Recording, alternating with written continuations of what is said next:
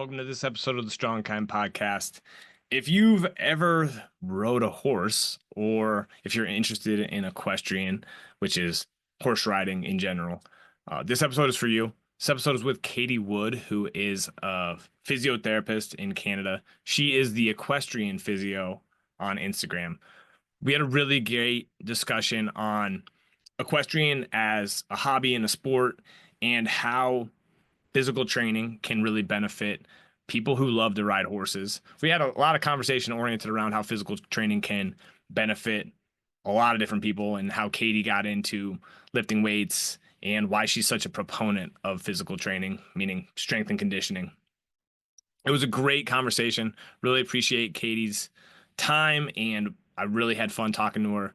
We talked all things from physio school to growing an Instagram audience, being a physical therapist, being a health practitioner, and riding horses, which is something I don't know very much about, but I learned a lot today, and I hope you learn a lot too. Thanks for being here. Enjoy this episode. All right, Katie Wood, thanks for coming on. So you are the Equestrian Physio, which just tell everybody a little bit about like equestrian, like how'd you get into equestrian, the sport of it. Like let's talk a little bit about that, because I'm super curious. Like I think I've rode on a horse one time, and it was like being put up on it during like a weird circus like thing, and I like cried because I was like 4 years old. But Yeah. tell me a bit about equestrian. So, I mean, for me, it was a family thing. I grew up, my parents were horse breeders. So it was kind of like, well, this is your lifestyle now. Yeah. Um, and it was, I was the one sibling, out of three. My sister was allergic and my brother got too cool for it eventually. So I was the only one that was like actually keeping up with it.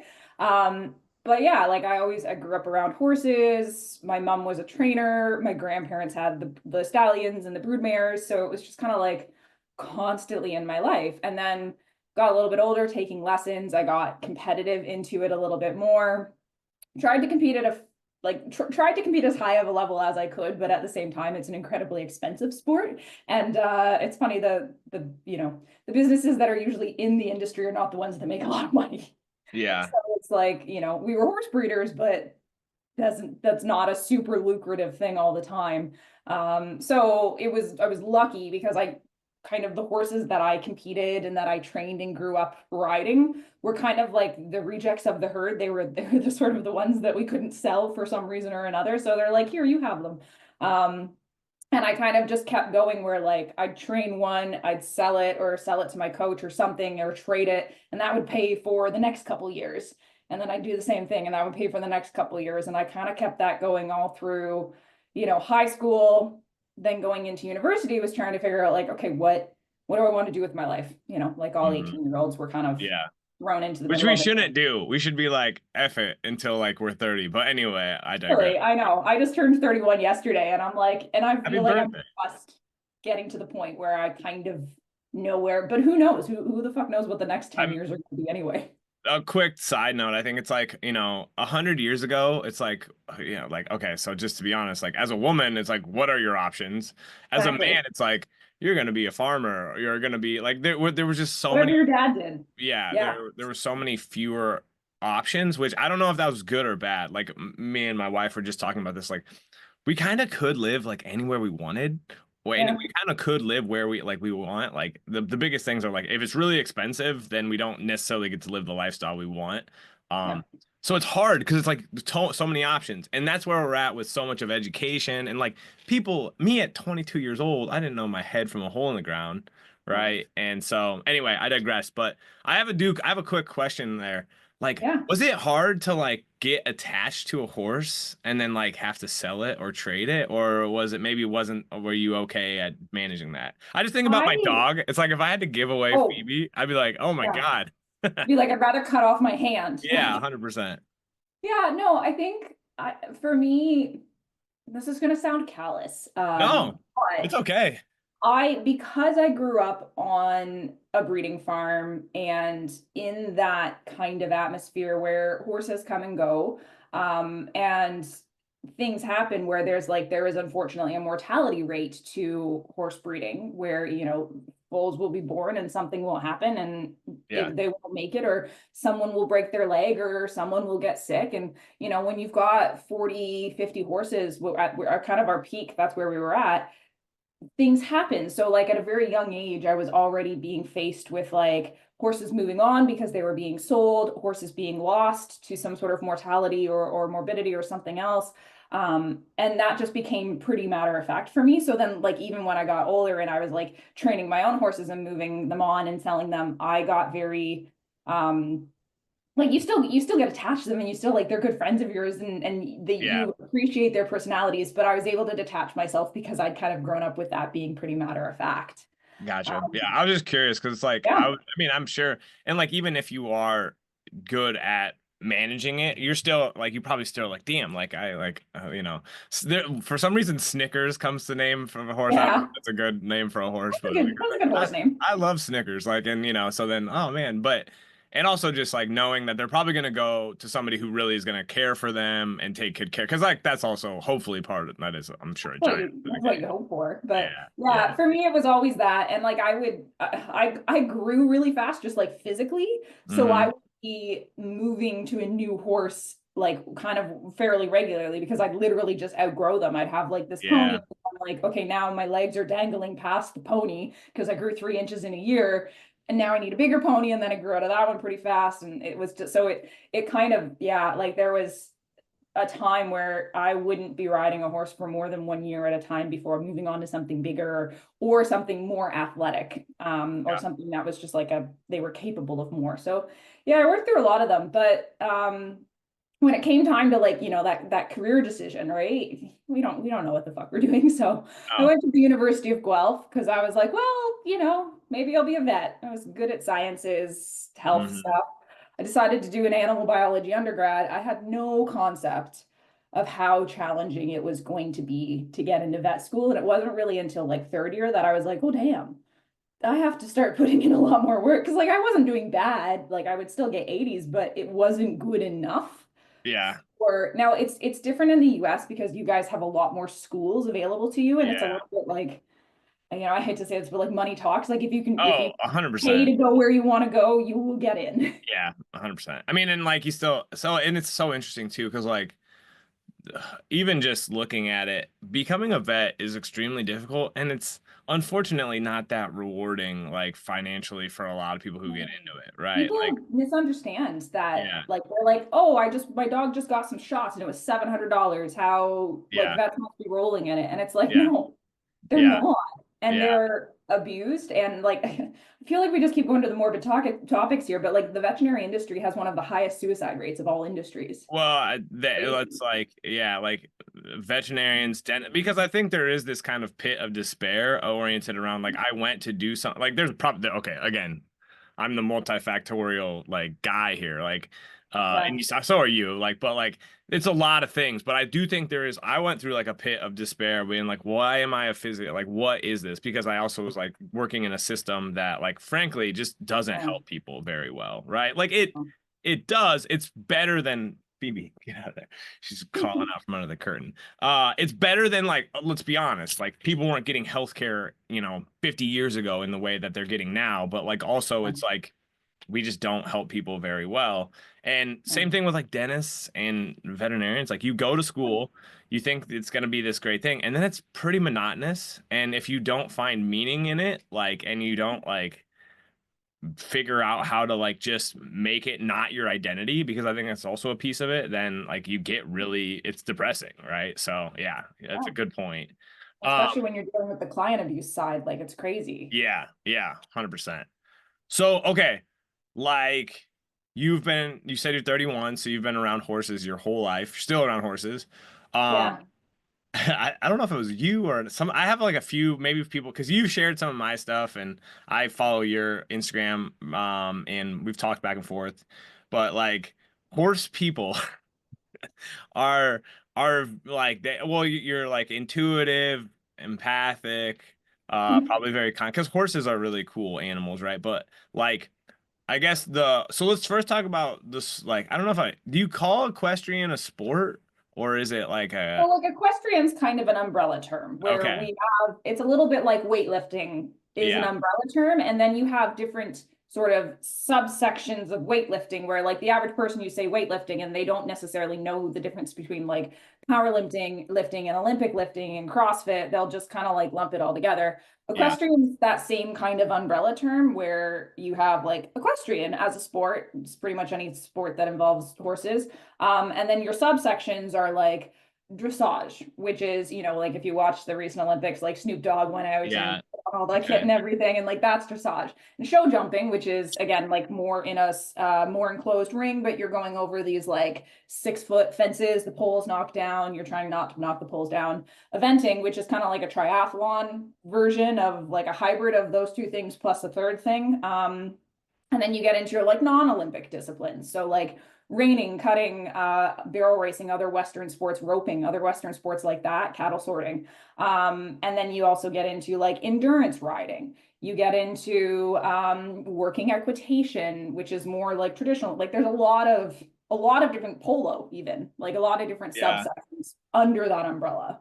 gotcha. Okay, that's really helpful. I mean, like I'm assuming that a lot of your followers are oriented around horses or they're around physical therapy type stuff. So, Mhm. but like for me, who is the non, I just like I kind of thought that was the, and I didn't know it was called dressage. I just remember Snoop Dogg and Martha Stewart. About being like that horse is crip walking. Yeah, Like, exactly, right. yeah.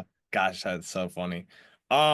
So you talk a lot about just like the skill of riding demands the rider be like fit, right? What I'm assuming there's like just like a lot like there's so much and what I have really gathered is like I've gotten to the point where I think like I know so much that I have to really go back to the like the level of where I was when I was like a 16-year-old boy to try to think Yeah. about what people actually think about this stuff, right? Because I was there at one point and I'm sure that version of me was just like, yo, like spinal flexion, that looks bad or like, or how you get better at this stuff is like, super lifting the PVC pipe type thing, right? Um Yeah. so like what are the common things you see that like people who ride horses are oriented with equestrian like don't think about when it comes to like physical fitness and strength and conditioning for being somebody who wants to like be good at riding horses or take care of their horse type of thing. So I think riding and the sport of like running, like other runners there's a lot of parallels there because the sort of mindset of like, oh, I just need to run more or I just need to ride more. Like I don't need to strength train. I don't need to do this. I don't need to cross train. I don't need to listen to my body. I can just do more inside the sport training to get better at it. And the more we look at, obviously, like you're probably familiar with the running research, is like you look at it and there's really no downside. Like you'd have to work really hard to get to a point where you're putting on so much muscle mass and you're so isolated in like lifting that it's a detriment to your running. But really, like your average sort of training routines, like squat, hinge, push, pull a couple times a week, is so beneficial to runners and it's such low hanging fruit Yeah. that we're getting more and more evidence for that. And like a lot of physios and strength and conditioning coaches that work with runners are trying to disseminate that into the running community, being like, look at how much better you could get with this minimal extra effort, and you don't have to put on an extra 20 miles a week. Yeah. Equestrian is kind of situated in that same place. Or I even saw someone, and I can't remember who it is, so I'm going to apologize. They commented that it's kind of similar to like F1 racing or golf, where it was 20 years ago, where you've Yeah. started these athletes come out and they're starting to train, they're starting to put this effort into conditioning themselves outside of their sport. And then Mhm. they come in and they just dominate because they Yeah. are that much stronger, that much fitter, that much more endurance. So equestrian is in that similar place. And I think part of it too is like, one, and I don't actually know, but one, I think it's because it was for so long just a standard part of people's lives. Like farms had horses, people didn't have Yeah. transportation outside of horses. And then it kind of migrated through like the 20th century, now in the 21st century, into being like a sport, or it's kind of like hunting, for example. Like hunting used to be something people did for sustenance and food, and now it's like something that people like they'll still use it and do it for like getting sustenance, but it's for fun. Like no one needs to hunt to survive. Yeah. So equestrian's kind of gotten there. The other thing is that it's a very female dominated sport.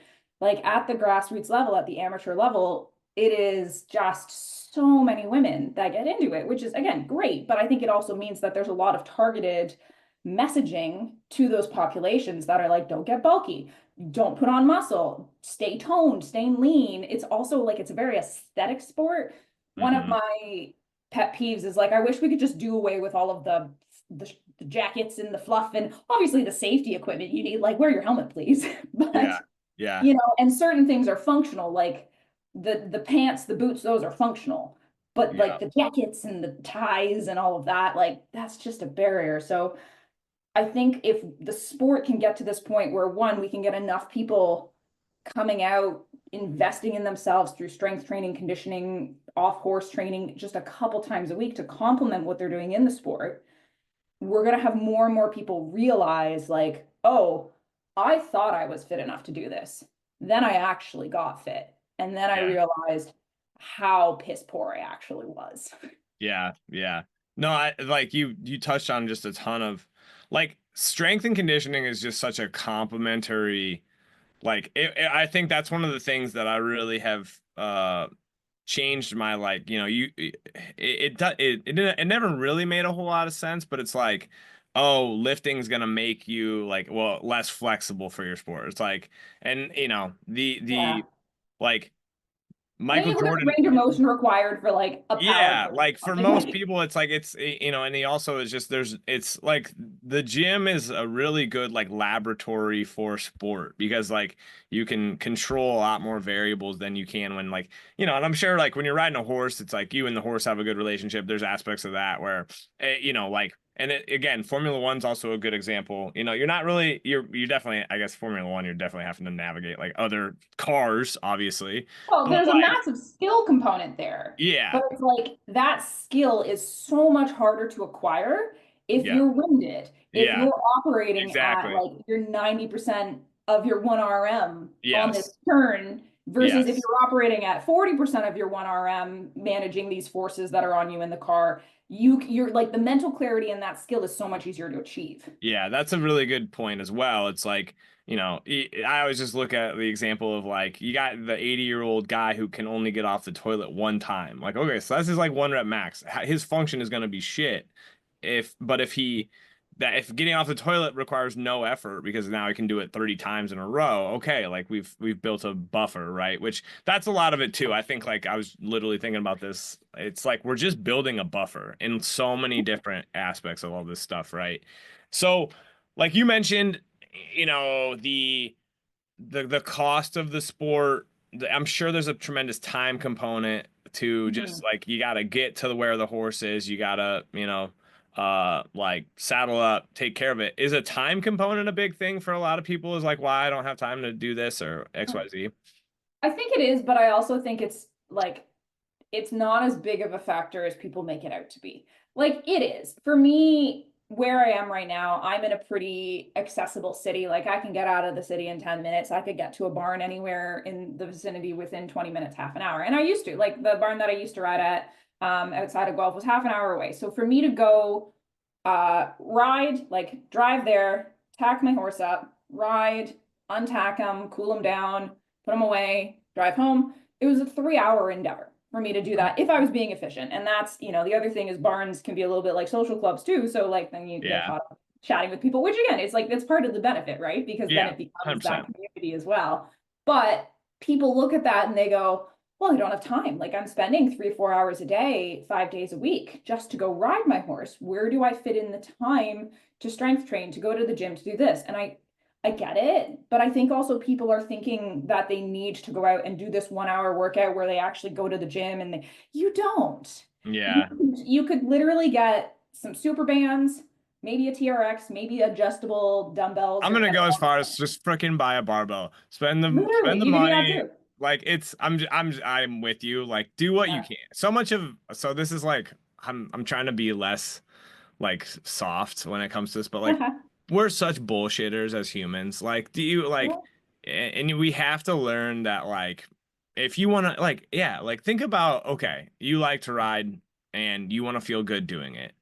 2 times a week for 30 minutes where you freaking buy a barbell and you buy a bench and you do like squat, bench, deadlift, like you Yeah. are gonna lengthen the amount of time that you are gonna ride the horse in your life. Like you're gonna feel better. It's gonna help you, right? And yes, we're wired for like short-term gratification type stuff, right? But like we have the cognitive capacity in our day and age to be like, this will be beneficial for me. So let's figure out how to make it happen, right? And there's a lot to that. I'm simplifying it, but you're so right too. Like, hey, a circuit of dumbbells, like goblet squats and body weight lunges. Like, I have never not been tired after doing like 30 body weight lunges, even though they're body weight lunges. So it's just like, just do some of this stuff, right? It's not, the barrier to entry is so low and people hype themselves up. And part of it, I think, is because what are we exposed to? We're exposed to like the perfect Instagram Yeah, influencers, media, the like, you have to be in this setting wearing these clothes, doing it exactly this way with this 20-minute warm up and your pre-activation booty band exercises. And that's just yeah, like you said, is bullshit. We don't need it. If you literally just did a couple body weight squats, you did a set of body weight squats, you did a couple sets of heavy goblet squats or barbell squats, that the return on investment on just doing like 3 sets of that yeah, is like absolutely astronomical. Like it is that exponential curve of like the difference between 0 sets and one set is yeah. like, It's this massive. crazy spike. 1 to 2 is a little bit less, 3 to 4 is a little bit less, and then you start to plateau as you're getting like 4, 5, 6 sets in. But the difference between 0 and 1 to 2 sets is this massive increase. Yeah. So how'd you get into lifting? A little bit was like a kind of like come to Jesus moment when I was in physio school and I started to, used to, like not that physio school is really like the elite, physio school teaches you how to pass the exam and not hurt people. That's about it. Yeah, yeah. But It's good. physio That's a school, very good way of putting it, and I think we should all be like, yes, that was what that was, and because that's fine as yeah, long as you recognize that's what it is, yeah, right? It's a little bit like I don't know, like a hit workout or something where it's like if you like hit workouts and you want to go do hit workouts, that's great. Just don't equate them to something that they're not. Don't equate yeah, them to being strength training. Don't yeah, equate them to being like this high level fitness. It's not. It can just be fun. yeah, Physical school is similar to that, where it's like, don't equate it to you being competent, to you being actually able to have this understanding to take people to an elite level of sport or to really help people along through their rehab journey. It is pass the exam and don't hurt people. yeah, 100%. But I was there and, I joke but don't really joke and say like most of my physio education came from listening to podcasts on the way to physio school and on the way home from physio Oh school. yeah, I will say. I mean, I loved school. I think I learned a lot, and I think it was really good, like fundamental type of education, but also so much of it because the exam is like 15 years behind practice in a lot of ways, like Yeah. the school has to be behind practice, right? Yeah. um because like you have to pass the exam, and that's what You have to literally like qualify. most Yeah. of these schools, and it's because like what are you judged upon, right? You're judged on your pass rate, right? So um I mean, I went into PT school with like this. I had like listened to barbell. I went in like I almost didn't go to PT school because Mark Ripito said like that physios were idiots, and I'm like, really? Should I like listen to this guy? And like, it's been probably one of the best decisions of my life to go to school. I've also had existential moments where like, why the hell did I do this? Well, I mean, you Right? were thinking med school too, right? Yeah, like, and so, and no, I really, so, and that was also part of it. I worked in a hospital. I got a ton of reps communicating with humans, right? Um, so like, but you're so right. It's if you get out of PT school, and this is the other big problem, it's such a giant intellectual pissing contest where it's Oh, like, just be absolutely. curious. Like, just be curious. The person in front, like, let's be honest, the people who are getting really good results are just good at communicating with people and helping them do their exercises. Like Yeah. literally, like that was if you got the people who would come to see you in the clinic to do like go for walks, be optimistic. These are 3 exercises to do. They would Yeah. probably get better, right?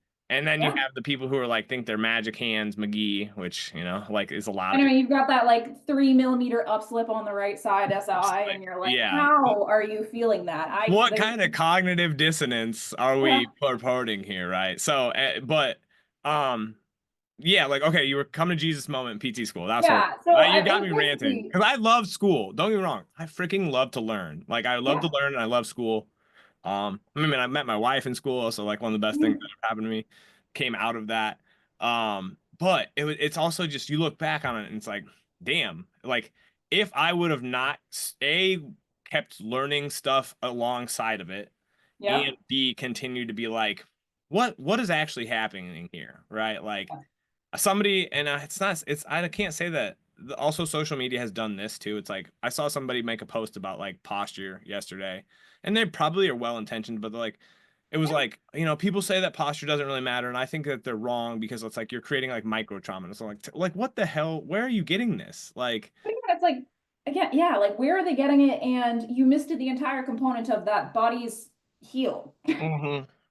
Like you don't just have micro trauma happen or trauma even happen Well, and and just like calling it you'll like get a better mic, from it. are you like getting it under a microscope here? Like Well, me sitting yeah, like this is creating a micro trauma. Like how long, right? Like, yeah, and some of it's like how long? Like how long do I have to be sitting like this, right? Or is it like if I move out of it, like it's like and we just PT school. This is my last point, and then I'm gonna let you get in your rant. It teaches us to think black and white, right? Relatively, right? And yeah, so, and then you get into the real world, and you're like, damn, this doesn't make sense based on like this stuff. And then you start to actually ask about like, okay, so what's your work actually like? Like, yeah. oh How much are you shit, sleeping? you do this for 4 hours? Okay. And you never lifted a weight in your life? Oh, and you have 4 kids right now? Okay. And so it's like you just start to see all these other variables, right? All right. Oh, Jesus moment. Sorry. yeah.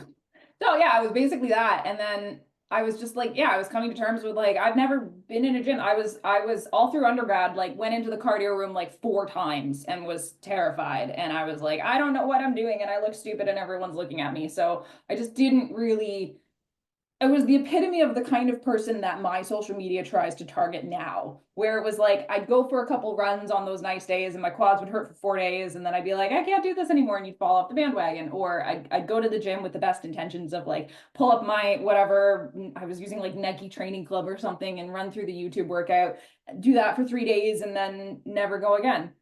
And I really came to terms with the more I was learning, the more I was like, I should probably figure out what it feels like to train consistently. I should probably figure out how to cue someone properly and how to teach someone how to squat under a barbell and how to teach someone how to deadlift. So, I was also going through my own rehab at the time. I'd been in a pretty bad car accident several years before, which is also like that's kind of what made me not be able to go to vet school and eventually go to physio school.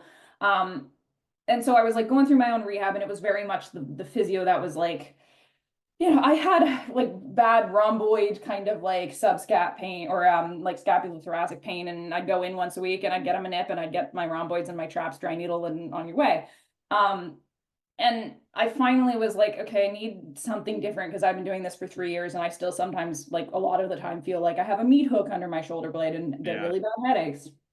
So I asked one of the chiros that I was working with at the time, like, do you have a recommendation? So he recommended I go to a gym up the street, which fantastic people, really, really good, and just started me on like the most basic stuff. Like, here's how you do a kettlebell deadlift. Here's doing some goblet squats. Here's doing some like TRX skater squats. And I just started to get introduced to what that looked like.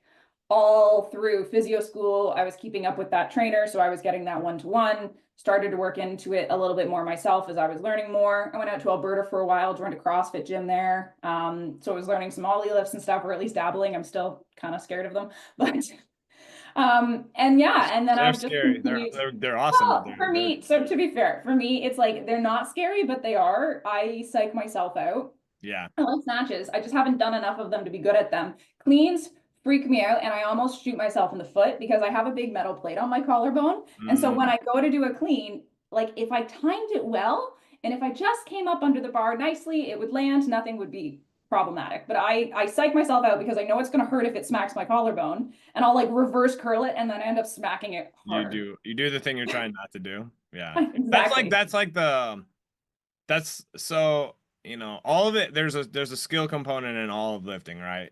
Like, and so much of it we bullshit people into thinking like you're gonna, if you learn this cue, and so much of it is like time and learning, like really Yeah. learning under the bar, right? And uh Literally reps and motor yeah, learning and and like self-organization that happens yeah, once you get it enough exposure. so if you never read The Inner Game of Tennis, like The Inner Game of Tennis is, I think, a really good teaching style for like sports, because you can't tell anybody anything. Like when I played soccer growing up, like I would have coaches who would, they'd try to tell you how to do something as opposed to just like set up the task, right? And Yeah. see how you perform it. Yeah. And then like maybe try to assess like, okay, what happened there, right? Because like it again is, one of the things that's really helped me, because I was so anxious. My first experience in the gym, I was like a 14-year-old kid for football, and like I was a little bit chubby. I was self-conscious, but I also kind of thought I was gonna be kind of strong, because I was like Mhm.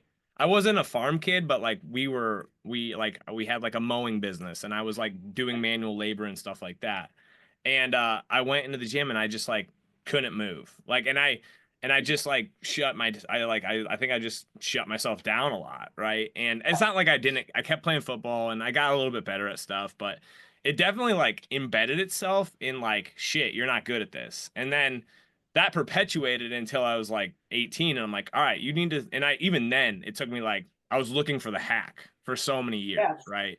And Yeah. Olympic lifts are like that to the max, because they are so intellectually, like you have to know what you're trying to do. And well, they're not really intellectual, they're really feel, but like they're like the golf of lifting. Like if you're Yeah. not having a good day and you get yourself out of the, you're just not gonna have a good day, right?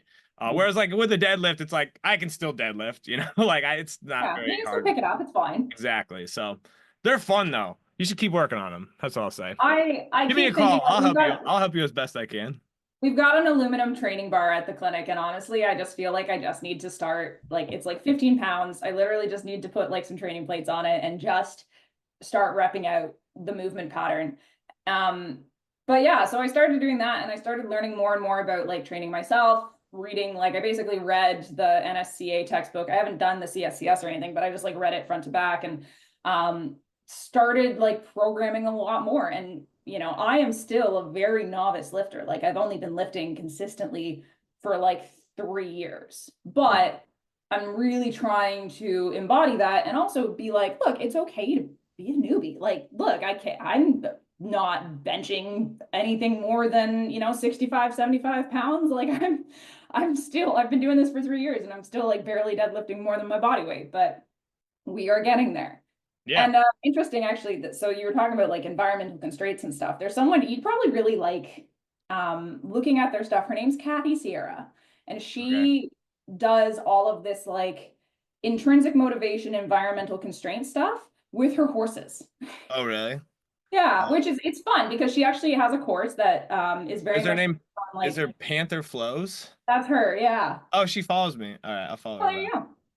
Well, I She think shared she her probably stuff follows me before. because you shared something about No, I think she shared your stuff before too, but okay, cool. anyway, but she does like all of this stuff where she tries to use like intrinsic motivation, environmental constraints, rewards, and like just different like games and stuff to Yeah. get the horses to move different ways. And Yeah. that is just such a fun concept because if you think about it, like training a horse to it's similar to like if you had a peewee soccer, team of like 6 year Yeah. olds, you're Yeah. not instructing them in anything.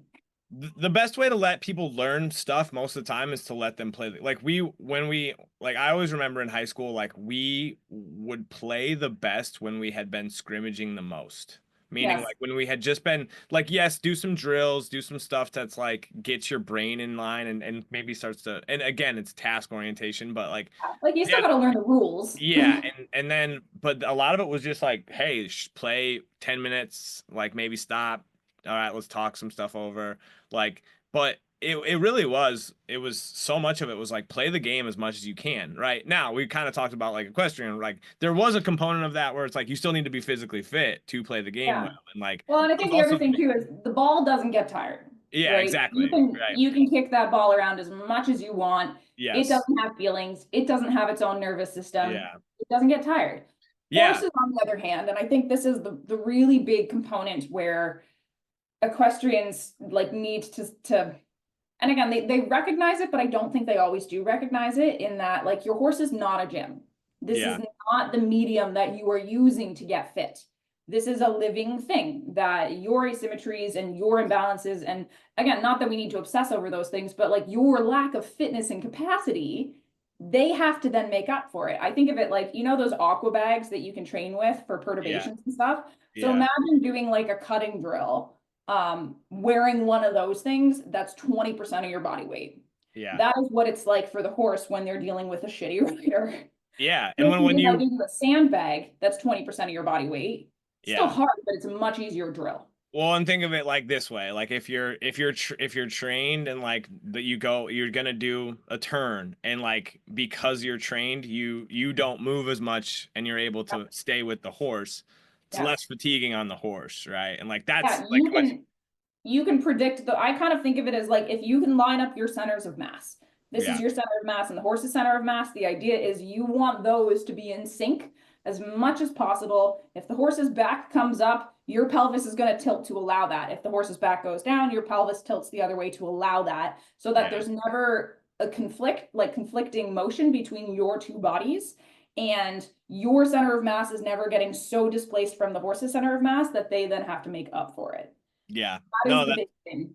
that's like and I think there's a lot of people that like what the hell is she saying? But like it really is like, are you and the horse like playing well together, right? Like it's like Yeah, dancing, right? it is. In a It's lot of very ways. much like dancing. Right? So, yeah, and I think like that's the hard part about so much of this is like, you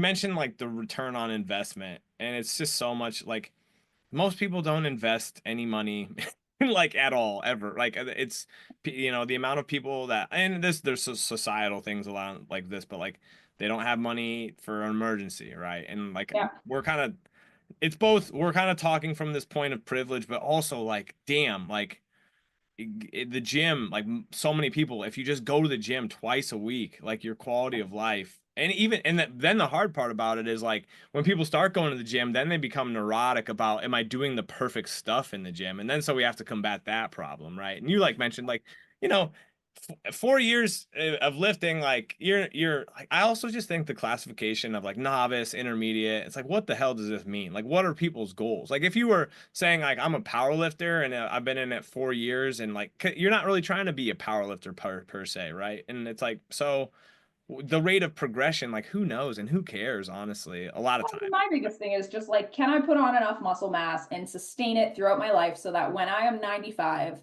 I can fall. I can trip and fall and not break anything. I can Hmm. get myself off the toilet without someone helping me. I can get myself in and out of bed and like then all of the other sort of benefits that come from sustaining muscle mass like cognition and cardiovascular and all of that kind of stuff. Like that's pretty much where I'm at. And then also in today, do I have enough capacity, muscle mass, bone density to go and like if a friend comes to me and they're like, let's go for this 3-day hike and camp over and we're gonna carry 40 pounds each.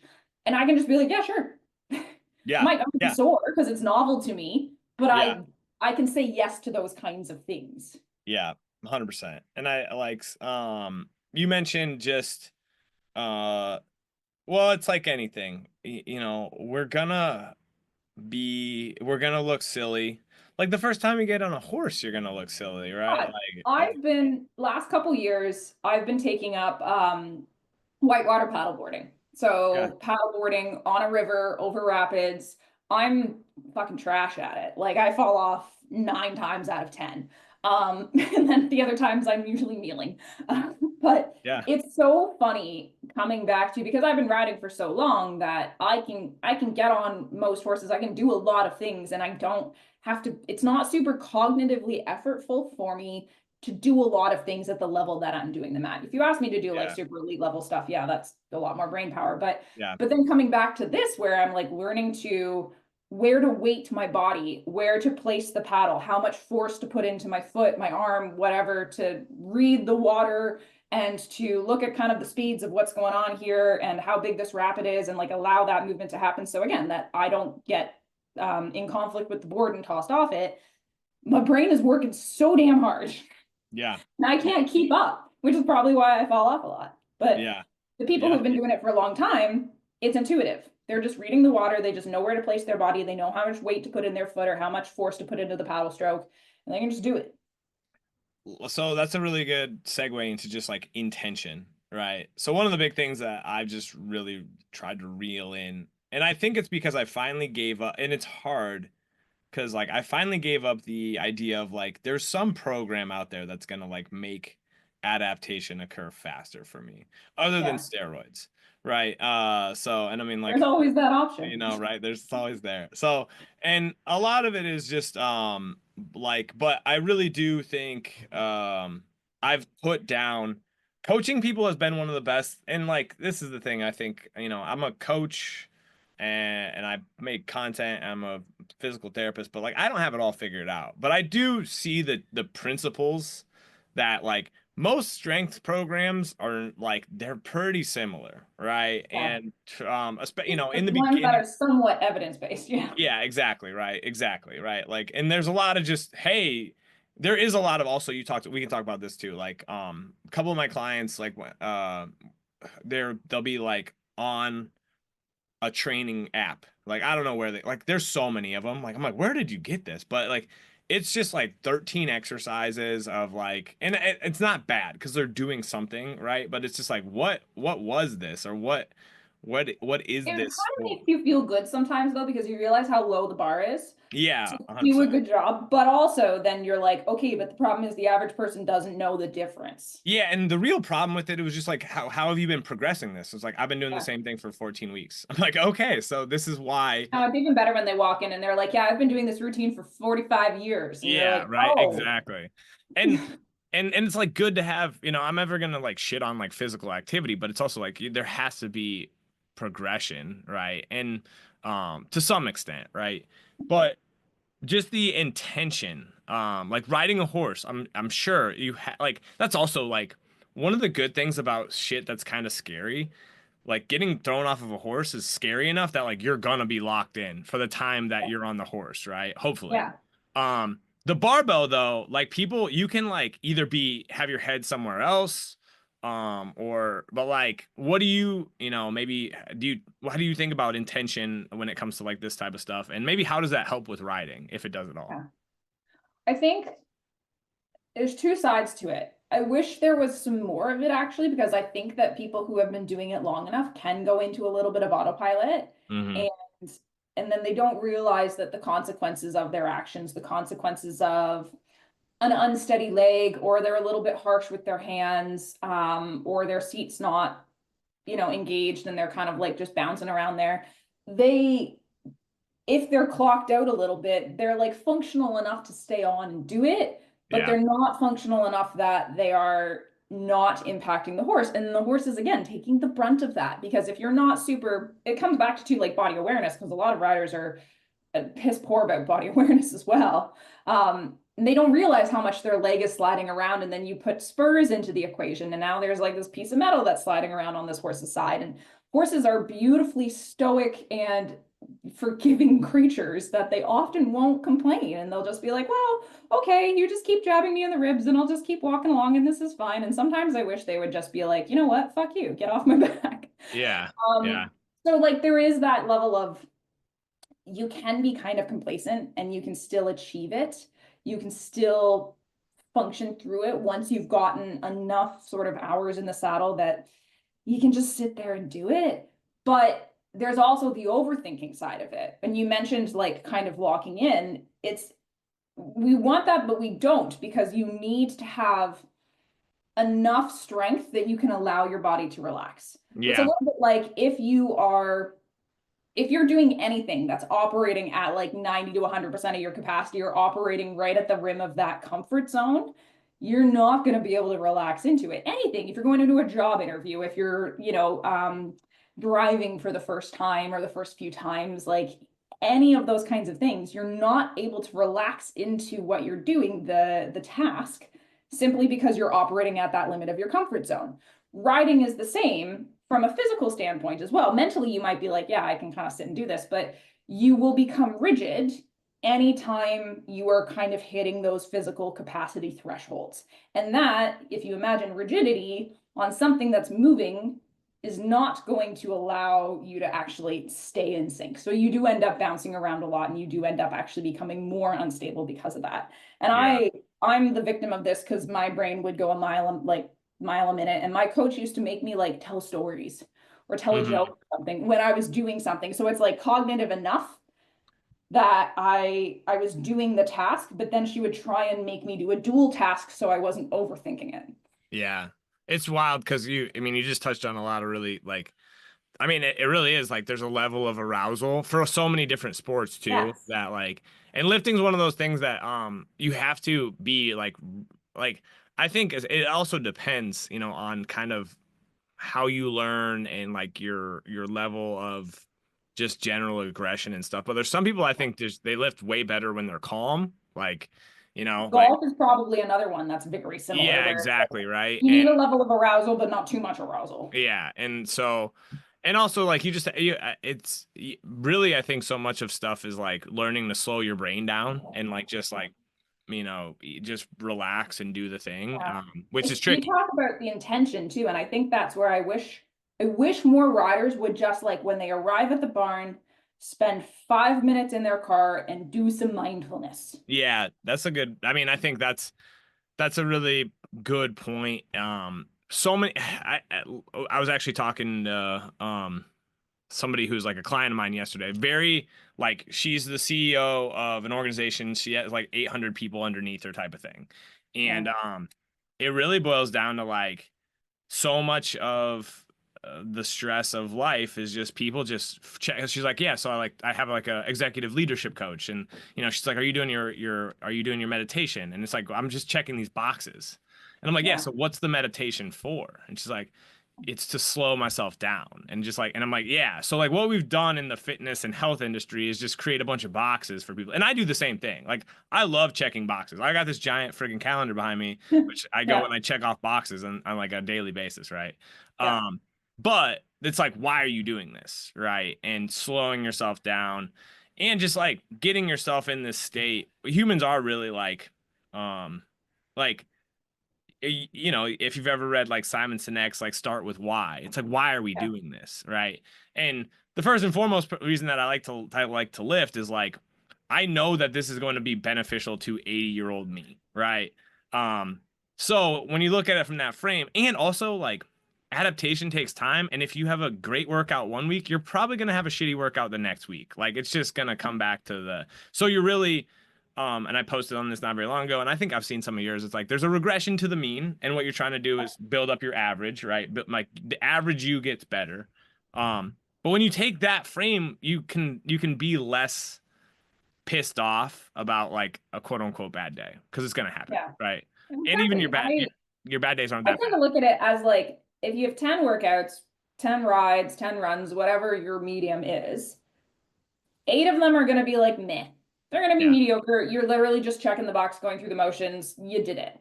One of them might be like, oh my God, I am literally the like most elite thing in the world. This is phenomenal. I feel amazing. And then one of them is going to be like, you're literally questioning why you do this. You're like, yeah, what did I even come in for today? But like you said, when you look at that from the long-term perspective, you aren't looking at it for the gratification of what am I getting out of this workout in the moment. You were looking at what am I getting out of this 3 hours from now when I sit down to go to do the work and now my brain can actually focus. What am I getting out of it tonight when I go to bed and actually I can sleep well because I've had that physical stimulation? What am I getting out of it 10 years from now when, you know, your son, for example, is older and he's like, let's go play basketball, dad. And you're like, cool, I can just get out of this chair that I've been sitting in for 8 hours and go play with him. yeah, yeah. I mean, I think and well, there's also just like, okay, this is a good segue into like I think about constant like our kid is gonna be in the gym like with us, but I Yeah. don't want to make it miserable, or I don't want to He make it already, he like, already is. I've seen his feet bouncing in yeah. some videos. Yeah, like I want him to see this as like, and I like, because I don't necessarily know if this was bad, but like the local YMCA when I was a kid, there was a dad who would just bring his son and make him like sit on the thing, right? Yeah. Sit like on a chair. And I think he maybe had like a Nintendo or something. And like maybe that was fine. But like, and I also kind of don't think like I just finished reading Siddhartha, which is a book by Hermann Hesse, and Mhm. it's about like basically enlightenment. And the whole point of the book is that like wisdom cannot be taught, meaning you have to just let people experience life. Yeah. And so like as like a father, it's like I just really am being an example, and I don't want to like make him I don't want to make him look at like the gym as like I have to do this, right? I don't, but I also like want him to see like this is cool or it's fun, right? And it's Yeah. kind of the same thing with like, well, people get FOMO. Like, let's be honest, like so much of social, and this is kind of a good way to take this because so much of social media is just creating enough like positive FOMO that people are like, I'm missing out by not training, right? I'm gonna take action. Yeah. Yeah. And so like that's some of it, right? Like you're missing out on a good time by not taking care of your body is kind of a big theme that I think both of us probably would attest to. Um and I don't know where I was going with this. We were talking about just like training and intention. No, like But long-term outlooks. yes, exactly, right? Which brings us to okay, so you Instagram. Like, what's your goal on Instagram? Because like social media is one of these things. It's like probably a net negative for society, I would say. But I would Yeah, say I mean, I try and curate my corner, but yeah. I would say probably a net negative. But I do think there's a lot. Like, I mean, I learned so much from social media, and so like, how have you approached it? Because yeah, your account is really good. Like it's positive. I mean, you maybe call out shit you think is dumb, which is good. um and it's like you've got a lot of followers. What are you trying to do on there? And like what would you tell when did you start being posting on Instagram? That's the first Uh, I officially started that account like 2023. Okay.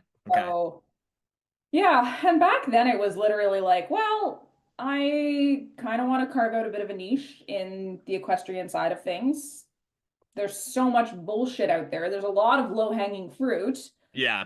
I did not like, and I still don't think, you're screaming into the void, really. Like, there Yeah. is so much poor information out there that it's like putting one drop of like blue food dye into the ocean. Yeah. But you gotta like we've got to start somewhere. So I mean, like there's the purely like sort of business clinical kind of reasons that I do it, right? Like I grow my following and trying to like actually make revenue, not off of Instagram, but off of the people that learn to follow me. And then, Yeah. 'cause, like we all need to make a living at the end of the day. That is where it's gotten to. But the core of it, which has always been, and like I put in so many hours, literally just stupid hours into creating, which I don't make any money directly off of creating. But Yeah. it's I think really that's just people's perception is like, are you making like money from posting? It's like, no. no. And well, and in Canada too, we can't. Like Meta doesn't pay creators in Canada. Well, and like even if it's you have to be like so big, and you Yeah, honestly have to become like you really have to feed into what the Instagram wants, which is like clickbaity bullshit to yeah. get to that And level type of thing. I've And never wanted that. Like yeah, I yeah, enjoy I've always enjoyed the creative aspect of it, just the actual yeah, act of creating. That brings me joy to make stuff that is visually appealing. And it's kind of like if you write a really bomb essay in, high yeah, school and then you're like reading it to yourself because you're like, this is so good and you're proud of it. I will do that. I will like go back and watch my own videos because I'm like, I did a good job there.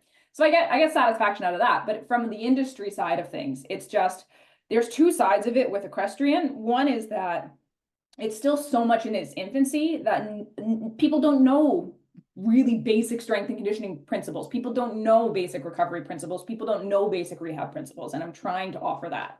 And the other yeah, side of it is just counteracting the bullshit that's out there, right? I am a very, very small fish from that side of things, but I still, if one person can see one of my posts that tells you that anterior pelvic tilt maybe isn't that bad. And then that maybe makes them question, like, oh, maybe I don't need to obsess over this so much. Then it Yeah. was worth the 3 hours that it took to make that video. Yeah. I mean, I definitely like, I'm very, very fortunate. I've also like had mentorship. I've spent way too much of my probably mental health on like figuring out how to craft and create like messaging that's in alignment with who I am and what I want to do.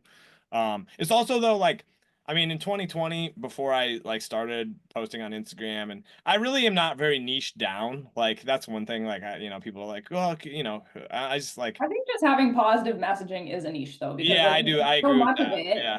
Yeah. is intentionally negative or quality. And you talked about like, we're constantly learning. Yeah, I've done call out posts before. And to be honest, reflecting on the half dozen or so that I've done, none of them make me feel good. And So I they have don't been like attract moving they away don't from them. attract the people you want to attract generally, No, and it's right? just it's engagement, but it none of it's ever given me that same reward that like some of the other posts do. So like that's a growth thing for me. I tried it. I Yeah. haven't liked the way it makes me feel. I might do another one in the future. I don't know, but right now it's Yeah. like I just don't love that vibe. And I think again, like you talked about, like we're feeding the Instagram machine and trying to do our best, but we're also not necessarily wanting to like sink to the level of just what is just going to give me engagement, because 90% of the time that is something that's calling someone else out at the expense of someone else, or just plain negative or so inflammatory and or out of the box that people are like, oh my gosh, this is so crazy, it must be true. Yeah. I mean, there's like I have like a joke that people will be like, so like, cause I don't even have, I'm not even at 10,000 followers yet, which I don't like, it's fine. I'm really playing like, I'm going to be doing this for a long time, right? But it's Yeah. like, if you want to grow fast, like show your butt, Oh call yeah. people out, start fights, or be really funny, right? And like and also like the being really funny, like I like to post memes, but like memes are not necessarily getting me clients, right? Memes are not necessarily building like my business. Yeah. They're funny ways of calling attention to problems that are not just me like saying like that guy's stupid, right? Like cuz Yeah. I don't really want to do that. I don't really want to start fights online. I just don't care. And I just don't think it's the way that I want to conduct things. And it's just I just don't want to fight with people. Like I'm not going to change anybody's mind. Tiring. Yeah. It's I get enough negative comments just Yeah. in general. Which is And wild to me because it's like why are you getting negative comments? well, It's it's like mostly just people who just disagree with whatever the concept is. yeah. It's not necessarily personal to me, although I get the odd one of those, but more it's just like I'll introduce some sort of concept and people will either like take it completely out of concept or take it as an absolute truth or take it as a universal thing. And it's Yeah. like, no, but again, it's like I either just hide those comments or I just like ignore them. Like for Yes. example, like I posted, well, it was literally just it was a poor choice of a picture that was a backdrop to a thread. I Yeah. did like a repost of one of my threads as an image, and then I chose a picture of just like a rider's leg. And they were using a certain kind of spur, and a lot of people took offense to that picture with that type of spur. And Yeah. again, it's like, yeah, looking at it closely, I don't really like that kind of spur either, but I also like literally put that post together in 5 minutes and didn't look that Yeah. closely. Yeah. And that's the thing. Like I kind of try to live by like the maxim of like do your best not to offend, but don't be easily offended. We're just such in Yeah. like everybody is and it's it's because we're being conditioned to be that way. I really Yeah, mean everyone is entitled to like my opinion is the only opinion that is correct. exactly, You're right. And not so regaling to that, it's your fault. I think like no, I and so what if you were gonna say like okay, so I kind of do believe this too. It's like society moves forward as like the old guard dies. Like uh Yeah. and that's that's just kind of life and Yeah. progress usually there's a balance between like conservative takes and progressive takes and um changing people's mind is very hard and it usually doesn't come via argument. It comes via like question and critical thinking and then people actually like being like for me uh it was like it wasn't really that I didn't think like manual therapy and it's not that I think manual therapy is bad I just think it's not what like we've been told or people tell. Like we're like moving, we're actually doing something to the anatomy of a human. Oh, I think Mhm. we're managing like the stress, we're managing the nervous system. Like we're like, have you ever seen? Do you watch The Office? I've seen clips of it. I honestly, and this might be blasphemous, I'm sorry to say, but I just hate Steve Carell's character. I Oh my couldn't get God, you got past to get it. first. Try getting past the first season because he gets That's what everyone says. Everyone's like, no, he has character he's growth. It gets better. But like I have he this is thing so where cringe. Yeah, I don't like shows or movies where like the main premise is the main characters embarrassing themselves over and over again. yeah. So like Elf. Again, Elf is a national treasure. I have nothing against Will Ferrell or Elf, but I that movie makes me uncomfortable. Oh my gosh, God, I'm gonna like just kick you out of here. No, I'm just, I I'm get what sorry. you're I saying. know It's and it's a lot of the Will Ferrells and like the Ben Stillers and yeah, yeah, yeah, the early Steve Carells, like the 40-year-old virgin kind of stuff. yeah. We I get the appreciate the medium. I appreciate the artistry. I find it cringy. well, the first season of The Office is really cringe. Yeah. And then it like you then there's character development, and I'm with you there. Like, but there's an episode where Phyllis hurts her back, and Dwight like basically treats her like he's like, this is what we would do at on Dwight Farm or on Shroot Farms when we would have a horse Yeah. that would, and it was like calming her down, talking to Yes. her, right? Like in and Literally just like relating to her as a human being. exactly, right? And so, I mean, and somebody's gonna listen to this maybe and be like, "Oh yeah, there's so much more to it." I'm like, I don't think there is. I think contextual factors are so much of what we do as like human to human. It's just contextual factors. Like, how Um, often do people touch you in a way that is just like just straight up like therapeutic? It's not, yeah, there's nothing, there's no ulterior motive. It's not like someone's touching you on the subway that's like, ew, get yeah, away from me. exactly. It's Yep. it's literally just like someone's just like they just have your hands on you in a Yeah, therapeutic way and they're just asking you about your weekend yeah. and And just you're in a nice engaging space. exactly. You've given There's them so much power permission. to that. Yeah, and you're talking, either you're talking or you're not talking. Like I go get a massage every, like, basically I get to this point where like my tension in my body, like I'm just like wired, and like I need to go get a massage, and I just lay on a Yeah. table, and it's like it's great. And I think humans need that, right? And I also like, I'm like very like, let's be honest, like partners, hugs are good. I'm not a Yeah. huggy guy, but hugs are good, right? Like having other humans that you can do that type of stuff with is good, and a lot of people don't get that. And so Yeah. just being loved and being cared for in a variety of settings is beneficial, right? Oh, Yeah. but all right, like you talking to, if you could be like, this is what is going to a change in equestrian, over the next like 10 years. What are the things that riders start doing? I'd like it if riders started just respecting themselves as athletes and not just like, soccer moms that go out and just like they just have their couple hours on the horse and that's it. And that's again, it's fine, but we do need to recognize that the horse is not a gym. They're a living thing. And so I really wish if like I could absolutely have the bare minimum, it would be like riders literally just strength training twice a week, squat hinges, all that kind of stuff, and have that become the norm. But I also think in starting to do that, in starting to have equestrians gain a better understanding of like strength and conditioning principles, rehab principles, these just general rehab and recovery and condition like strength training principles, that is going to elevate the sport as a whole because like you said, we're kind of just waiting for the old guard to die sometimes. Yeah. And right now in equestrian, it is so much of the old guard that is like we train this way and we train horses and we ride this way because this is the way it's always been done.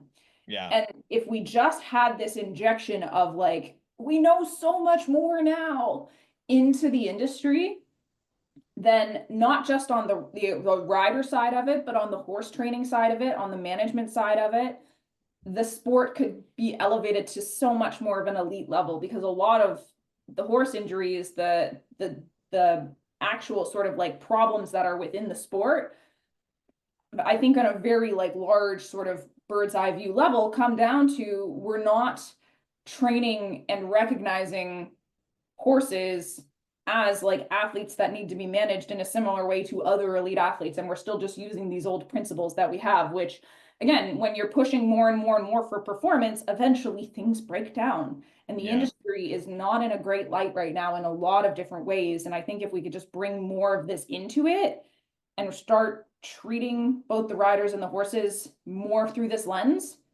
the industry could be elevated. So that's where I hope things will happen, like that we just see this knowledge of these basic principles start to elevate and then start to be implemented. When do we become the old guard? I don't know. I'm waiting for it. Like I said, I I think always have like this like existential crisis every time like a high schooler comes in and you're like, you were born in 2007? I What? know it's wild. I was just literally thinking, I mean, I'm 36, so I was, 20 years ago at getting my driver's license. Um, Yeah. and like, yeah, it's funny because, things are like cyclically, like hopefully a upward spiral type of thing, but like, are we gonna, I also, there's just this quote that like lives in my head, and it's just like, things repeat. I think it was Angus Bradley said this like to me. It's like things repeat, but they come back and they're just more intricate. Meaning like, Mhm. like we were like, oh, foam rolling, it's not doing shit. And then it's like, well, it is having maybe some like basically nervous system regulation type of stuff. If it feels good, who cares? And like so, and Angus was like, yeah, because like if you tell somebody something like, hey, that's not doing anything for your mobility, and like, I know, piss off, I don't care. Like, like it kind of As just long as people have the awareness, right? Like yeah, people are I developing this posted awareness. I posted a video on like the sort of like combo clickbaity exercises that you see where it's like a bicep curl lunge and why those aren't actually doing it. And someone's like, well, what if I just like them? I'm like, That's fine. absolutely. Yeah, exactly, As right? long as you're aware of what it is and what it is not. Exactly. And like that's kind of the hard thing is the complexity of the human experience and our ability to rationalize stuff, right? Mm, Like so my business model is essentially like I program for people and then I ask them hard questions, right? yeah. And like I also just help people make better decisions, right? Which I think is what our kind of job, like that's what physio is to me in my brain. It's like, hey, what are we gonna do? Let's think about like the anatomy, let's think about load, let's think Yeah. about physiologic and psychologic stress, which are the same thing. Um, and but so much of it is like you're just trying to get the person to say, like, I can't tell anybody anything anymore, right? I No. really I just mean, the struggle I always find is the whole like you can lead a horse to water, but you can't make it drink. exactly, You can literally give your clients the absolute best information, the best programming, so perfectly suited to their lives and their barriers and all of that stuff. And they're still the ones that have to take action. exactly, right? So it's like, how do we decrease the barrier to action Yeah. and just the willingness to do the thing, right? Because a lot of stuff works. So it does like, yeah, if you like if doing a lunge with a bicep curl at the same time is gonna get you into the gym, great, we're gonna do it, right? But I do not care. Yeah. yeah, and so that's like that's that's where my well, I don't know if it ever go away because like even think about when you went to physio when you went to physio because like you wanted to be kind of a fixer. Maybe you don't, maybe you didn't, but I think that was our perception to some extent. It's like I'm gonna get these tools that are gonna help me like tell people how to fix themselves or tell Yeah. people XYZ. And then you realize like, well, if you hopefully it's like, oh shit, like no, that's not happening, It doesn't, human nature is too complex for that shit. yeah, right. So, which is like, and that's also why, going back to like people have to gain their own wisdom. Like, one of the mantras that lives in my head is like, lessons will be repeated until they are learned. So, Yeah. and like that's like probably, and you can start learning lessons, or you can just repeat them over and over again. Well, and the number of people that like I'll have joined my training app and they'll sign up for like 3 months and then they send me a super apologetic message that's like, I've done fuck all. I'm really sorry. I want to cancel my membership before it renews. I'm like, you know what? That's fine because you've had this now as a learning experience. Yeah, you will come back to either me or someone else or some other medium when you are in a place that you are ready for it. Yeah. You And have to fail. You have to yeah, fail. you just And you have have to to fail over and fail. over. Yeah. And that, like, I try and build a system based around what I know and the way that I want things to help. Like, my understanding of human behavior and rehab and all of that stuff, I've tried to build a system that helps people as much as it can in that regard. But Yeah. at the same time, if you are just genuinely not in a place for it to take advantage of it, to use those things and to start that journey, and you fail at it, that is okay, because maybe 3 years, that's just like 20-year-old me going into that cardio room in undergrad university, doing that Nike training club, and then falling off 3 days later, multiple times. Yeah. And 4 years, 5 years, 10 years later, you are in a place where finally it works. And I might fall off again. Who knows? Yeah. Well, yeah, I just hate the concept of falling off. It's usually just like shit happens, like Oh life, yeah, like life just becomes, you're either life. like you're not in a place for it, and then eventually you are. Yeah.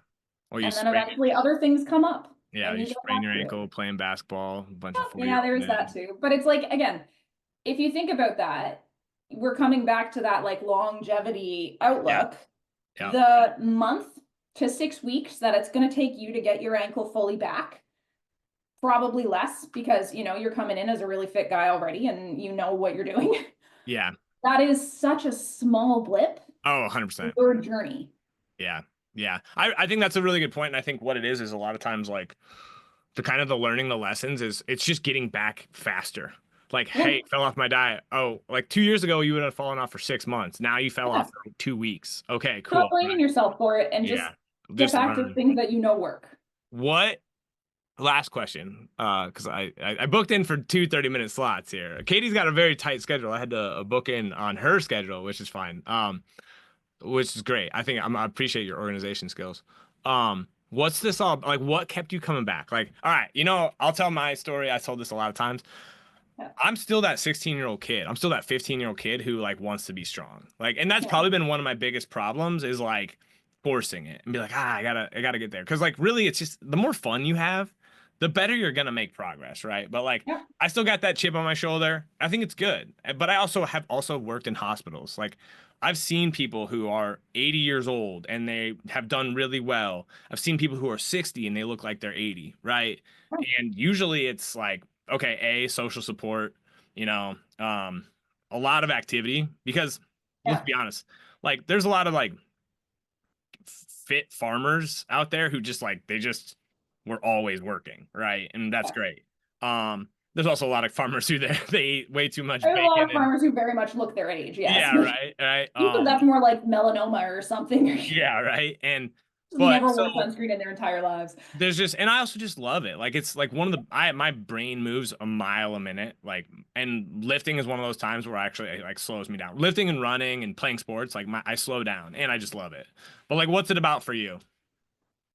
Honestly, it is like how it makes me feel when I I notice it when I don't do it more than when I do, to be honest, because I've come to a point where it's consistent enough that like if I go a week where I'm not overhead pressing and I'm like, why do I have a headache today? Oh yeah, it's because like my traps and like I have this like pseudothoracic outlet-y kind of thing that happens because I think of the plate that on this collarbone, but I'm like, why is my arm super sore and crampy? And why do I have this headache? Oh, yeah, I haven't overhead pressed in 2 weeks. Yeah. Why is my sleep so shitty? And I've got this like racing thought thing happening where I can't actually calm my brain down until midnight. Oh, yeah, it's because you haven't actually gotten more than 3,000 steps in the last 4 Yeah. days.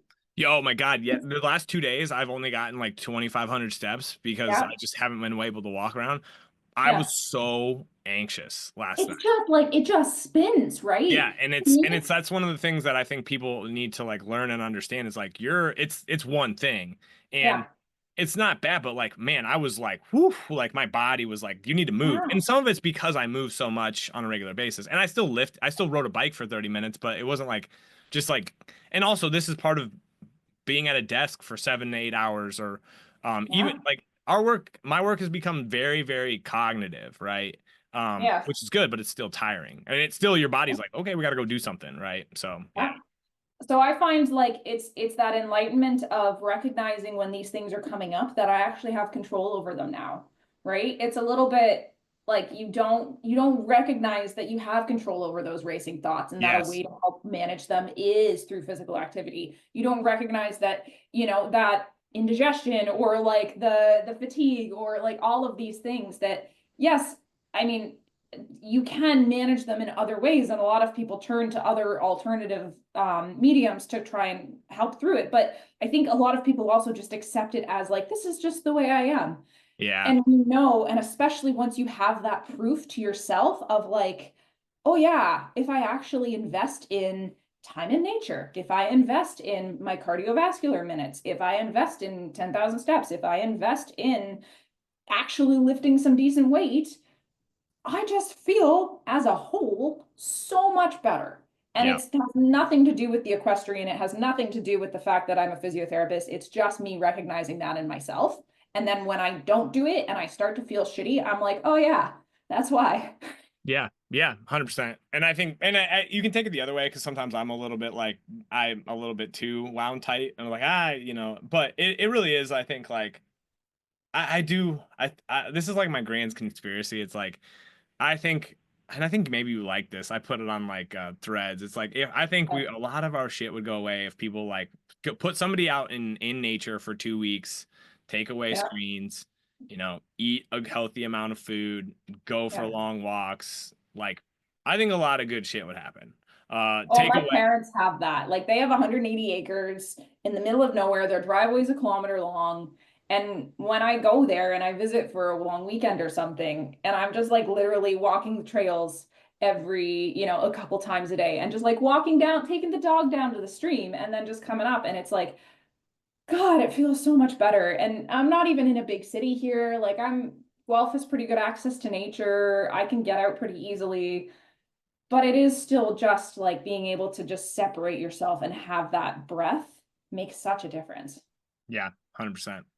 All right, this has been a great talk. We've gone for an hour and 15, which I like try to keep to an hour. I think it's Yeah, funny though, because like once like you get to like the 45-minute mark is actually where a lot of like you just start to like settle into it, which is yeah, that's exactly. why Rogan goes for 3 hours and people can hate on Rogan, but like the dude knows what he's doing because it's like you Yeah. have good conversations. So, and I Yeah. don't And if you just got long drives, it's, you know yeah. what, it's entertaining. Dude, I him with other comedians, like you have to understand that like he brings on people that if it's him and funny people, I love it. Him and Yeah. like the pseudo health people, like it's they're I see freaking that's where it is a lesson in critical thinking because yes, okay, I 100%. really like Dr. Mike. If you ever listen to like the checkup podcast, it's another one where he'll go for a while, but he brings on people that are like intentionally Yes, because conflicting with. that's how you get views. That's like how that stuff grows, But right? it's like it is a lesson in critical thinking, his Yes. interview style versus just like feeding into it Yeah. versus, like sometimes the Hubermans or the Rogans or all of those kinds of things. It's like you have to be the critical thinker because the interviewer is not doing it for you. Yeah. And that's where it's like you can listen to it and you can learn and you can like use it as entertainment, but you also need to turn your brain on and Yeah. not just 100%. absorb what you're listening to as gospel. Who's Dr. Mike? Which Dr. Oh, Mike? Dr. Mike, See, what this is is his funny last name? because I feel like oh, is this it? There's like there's Dr. Mike Israetel, and then there's like this other Dr. Mike who's technically a DO in the States. 13.8 million Dr. Mike Mikhail Varshavsky. Okay, all right. Maybe that sounds Yeah. right. I don't Uh actually know his last name, but he has a podcast called The Checkup. okay. Yeah, yeah, yeah. Okay. And I've it's never heard see, this really is what's wild. I've never heard of this guy. oh And yeah, he's got 13.8 million subscribers on YouTube. So like that's just if you like this is what I'll say. Yes, it's gonna suck. It's gonna be hard, but like if you want to do something, go start posting stuff and get oh better at yeah. it. Like it's a game. Honestly, it's just reps. That's what Yeah. social media is. It's just getting really good. Similar to weightlifting, similar to like, I don't know, hiking in unfamiliar areas. You just get good at being in uncomfortable situations and being okay with it. Yeah. Yeah. I love That's it. the biggest part. That's a good place to end. Appreciate you so much. Glad we made this happen. Where can people find you? Yeah, so a few places you can find me. Instagram's probably where I'm the most active. It's at the Equestrian Physio. I am on Facebook as well, but it's mostly just me reposting Instagram stuff at the Equestrian PT. And then my website is theequestrianphysio.ca because we're repping Canada over here. I love it. Yeah. Thank you so much. I will post this soon and I will send it to you on Instagram. We'll get it out. And I really enjoyed this conversation. So thank you so much No for your time. problem. Well, All thanks right. for having me. Have a great weekend. You too. Bye.